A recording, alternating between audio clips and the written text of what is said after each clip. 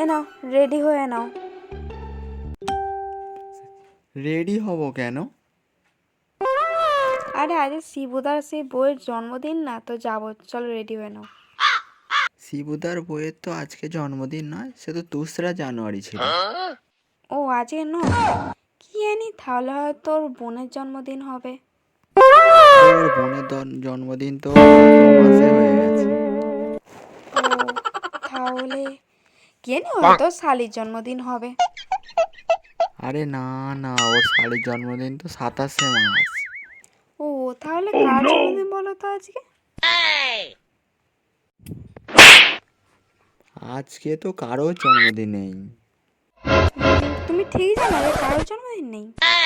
আরে না, আজকে আবার কার জন্মদিন? আজকে আমার জন্মদিন।